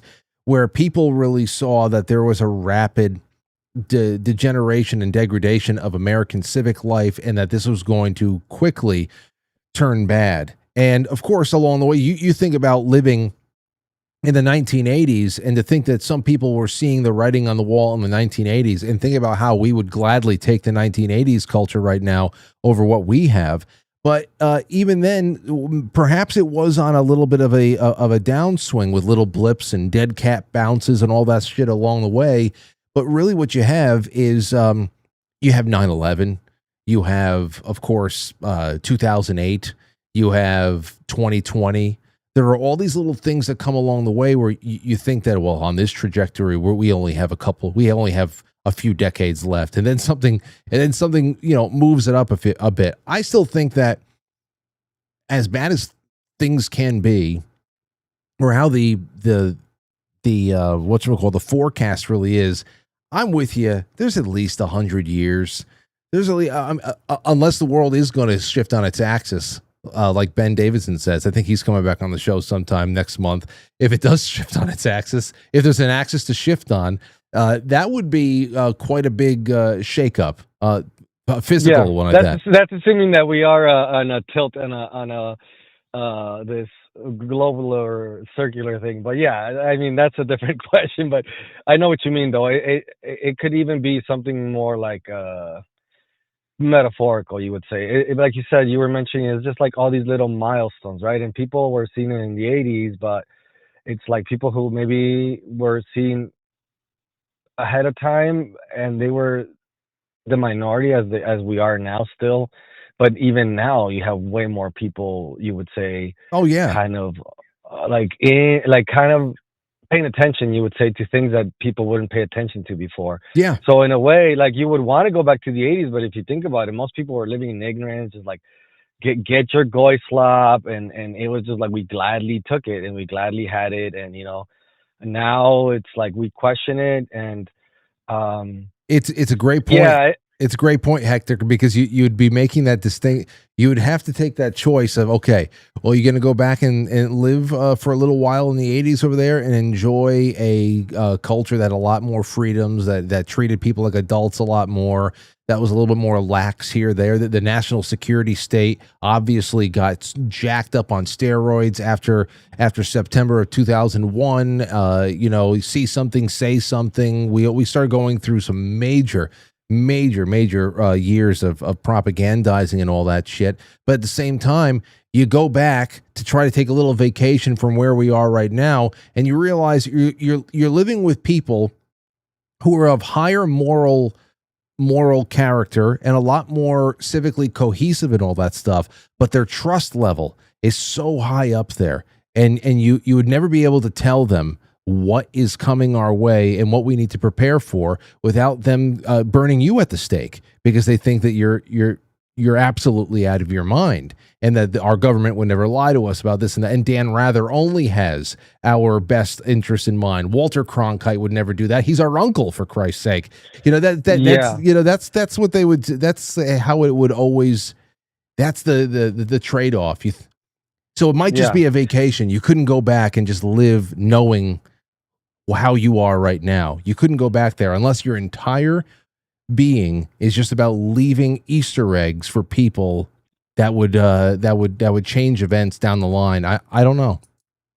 Yeah, and like you said, like back then there was more of a trust in authority, like especially the media, but now that we have lost that faith, I guess it's a great opportunity for even you're doing great work and getting these ideas out, and like you said, like you could just be talking and not having children, but now you're talking, you're influencing people, you're having children. Your children are going to be, you're going to be planting these seeds in them, and so it's in a way, as much as sometimes I want to be black-pilled, like I also try to have optimism for the future, and that a lot of these new kids, like they're tired of this, goy slop system and these OnlyFans and these like just working like 9-to-5 jobs. They're more interested in actually, again, getting back to morality. And I think it's gonna take some work, but it's being done, and we can't really see it right now because we haven't really seen the effects of it. But in a generation or two, we'll really start seeing that pushback. I'm with you. I'm with you. I'm with you. You have to. I don't like black pilling. Is just really stupid. And it's we are in a gray. We're under a dark cloud, that's for sure. But we got to have faith and just keep at it. Yes. Well, thank you for the call, Hector. All right. Good talking to you, Frank. And again, congratulations. Thank you. Pray for us, please. Thank you. Yeah. I don't know. I like dark, stormy days.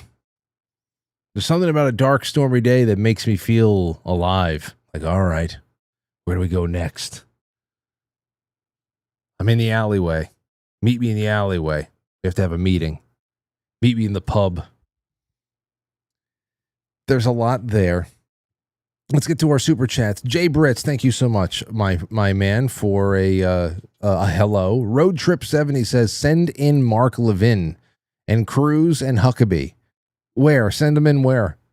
I agree. Oh, are you talking about the poll? Who goes in first to negotiate with the hostile aliens? Let's see how that poll is doing. We have 231 votes over on YouTube. This is going to be closing up in a few minutes here.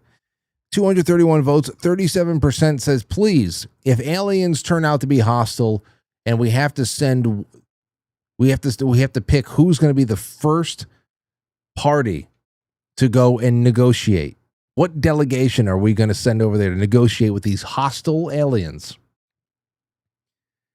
37% say send Congress and the federal bureaucracy first. Good. Okay. At a tie is mainstream media and global financial elite. It makes sense. It makes sense because, you know, you have one and the other. One's the the mouthpiece for the other. And then big tech and Hollywood, people say, they're just traumatized little children. They're just traumatized little whelps. 16%. You have a couple more minutes to vote on that one. Stowe Soup says, many prayers sent your way, my good man.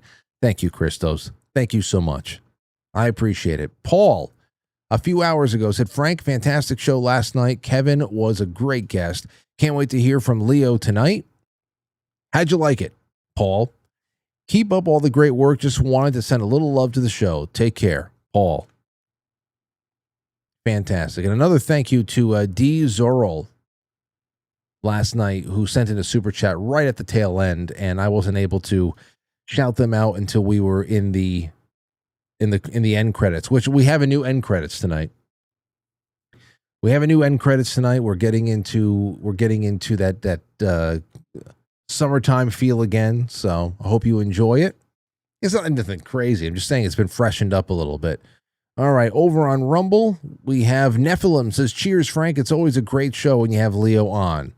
You're right. It is. I always have fun with them. We got some good nuggets out of this one here. Intuit RU says, showering you with support, Franco. Happy summertime. Happy 250th to the most amazing nation ever. God bless America. I'm with you. I am with you. And we're going to have a lot of fun tomorrow night. I have things lined up that I think is going to be good. But before I get into these other things that just came in, please, ladies and gentlemen, remember, tonight is the last night. This is the last night for the entry into July 1st Keto Brainz $500 plus prize package. This one right here. It is the greatest nootropic creamer on the planet. It also includes the nattokinase to keep your blood pressure in check and also to keep your blood vessels clear of any nonsense. Go ahead and do that. The BPC 157, the creatine. This is a great prize package right there. But like I said, it doesn't matter because all you need is to be having that wonderful nutrition in your cupboard. I actually went back into some of my earlier conversations with Molly and I pulled this out. Brain runs on clean, efficient energy. CAMCT quickly converts the ketones in the liver. These cross the blood-brain barrier and provide up to 2 times more usable energy than glucose alone, with fewer oxidative byproducts that supports sharper focus, memory, resilience. Healthy people, age-related glucose metabolism dips, it doesn't matter. It's all there, and it really makes my day. It prevents my day from breaking. So, especially on some days when I don't get some good sleep the night before. I had a really weird night's sleep. I had a very strange dream the night before, too. Very strange one. But it had to do with people you don't know. So, it doesn't make any sense for me to bring it up here.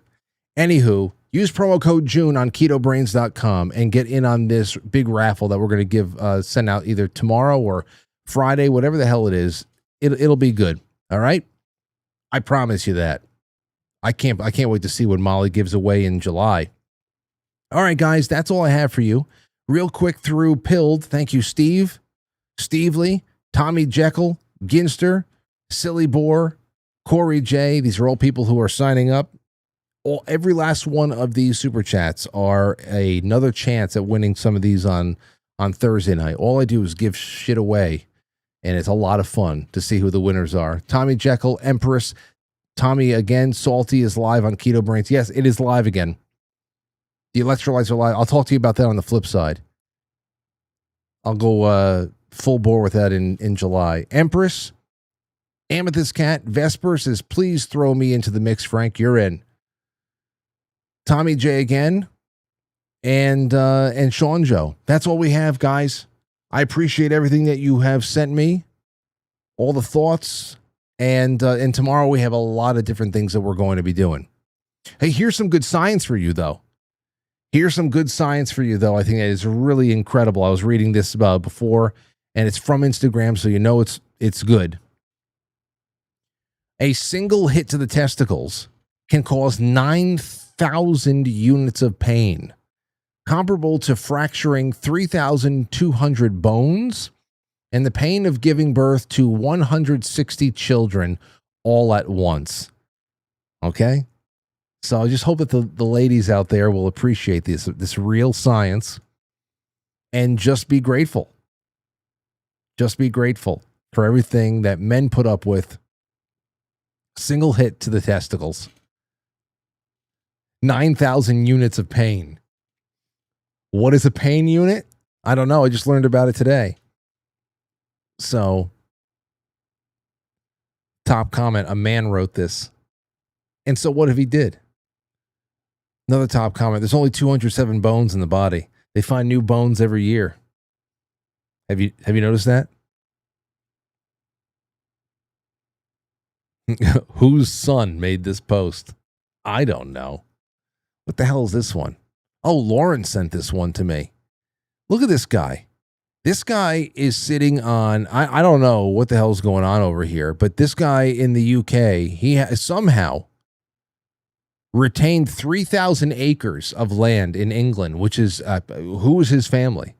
Take a listen to this. Yes, I live here. I was born here. My family lived here for over 800 years. Can we have a tour? Yeah, of course. Come into a courtyard, come through archway. You've got to shut the doors and kept the bad guys out. But we come through here. Oh, wow. Look at this room. Other heads. They're all relics of my father or his cousin's adventures on Chicago. I always describe this room a bit like being a Hollywood actress. The bones are ancient, but the skin changes. Look how big this door is. Oh my God. All these great rooms were built by my ancestor in the 1690s. We have these great rooms, which they use for entertaining. That was my second son, Humphrey. Oh, I love the green in here. This used to be my office. This is an estate. I've got about 3,000 acres here. You guys used to have a television show about your lives as well. I had several television shows. I even had one when I went around America. Does America Suck, I think they called it. I see up here that it's kind of decaying a little bit of the walls. I started redecorating the wall. It's my own artwork, but my scaffolding would only reach so far. And a bit of paint and a bit of wallpaper. Who could just fuck? Holy shit. Okay, wow. So you can't have a great staircase unless it leads to a great room, right? Yeah. We use it for pickleball.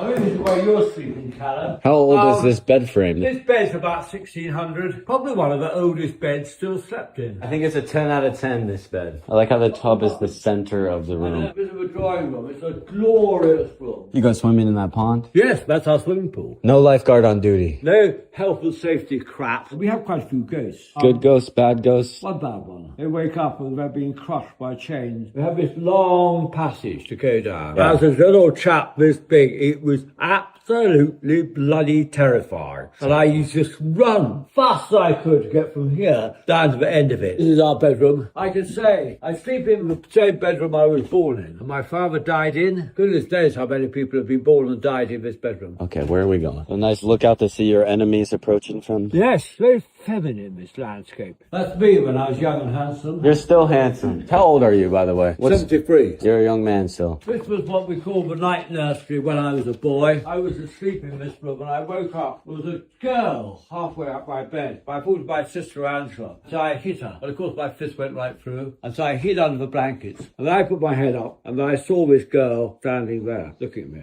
And then in a totally different bedroom, 20 years later, I woke up and I saw the dark silhouette of this person by the head of my bed. And it was a girl I'd seen 20 years earlier in this room. The detective was saying, I said, I hope you're a friend. I've always thought of you as a friend. She said nothing, obviously. And then she sort of faded back and stood by the door looking at me. And then went through the door. And I haven't seen her since. Here we are again. Hi, I'm Caleb. Nice to meet you. Caleb, very nice to meet you. I've just seen you on the roof. This is my kitchen and the kettle's on and I will make you some tea. Do you live here? Yes, I live. Wow.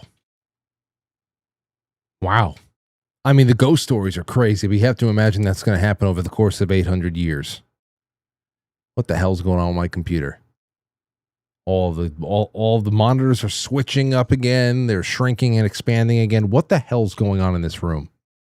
It's probably Leo's demon. God forbid.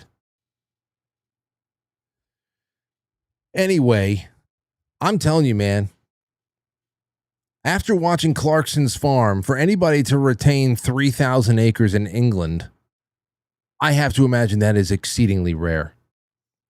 Who the hell is this guy's family? Which family tree does he belong to, and who has preserved this way of life for him? That's what I would like to know. Anyway, it's great to have had you all here. We're going to be doing a couple of minutes over there on the flip side. It's just about 9 o'clock. We'll go into the lights go off at 9:30.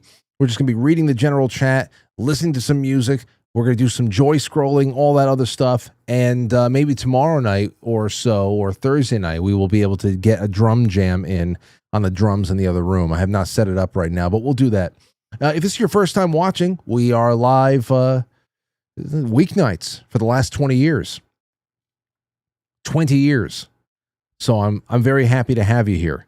And I hope you don't let go. And the best way to do that is to subscribe and hit your notification bells wherever the hell it is. And please become a Culture Club member. The show is always free, weeknights, but there's so much more on the other end, ladies and gentlemen. The Culture Club, it's the basic sponsor tier that really gets you everything. Book club, film club watch parties. And on Monday, I'll be posting all of the book club assigned readings for Monday night, because we're starting Huckleberry Finn on Monday night at 9 o'clock after the show ends. So that's it. If you go, no matter where you go, that's quitefrankly.tv/sponsor. The sponsor tab on quitefrankly.tv or in the description below. But until July 6th on Patreon in particular, patreon.com/quitefrankly, I have a 90% off for Independence Day weekend. It's live right now until Monday. So if you jump into that Culture Club, which gives you almost everything for $5, it's only 50 cents. If you've been thinking about a time to jump on, if you've been watching me for years, if you love how the show is always there waiting for you every night, I'm not going to stop as long as there's lungs in my chest and air in those lungs. Thank you, God. But meet me halfway. Sponsor the show. I'll talk to you guys tomorrow. The link for the flip side will be in the chat rooms. If you don't see the link, go to quitefrankly.tv and press play. Until then, thank you again to Leo Zagami. I'll catch you on the flip side. Quite Frankly's film before our live studio audience. And now, our super chatters. Thank you to Tefros. Oh, there's Tefros, Stowstube, Jay Brits, Road Trip, and everybody else. I'll see you guys on the other side. Thank you so much.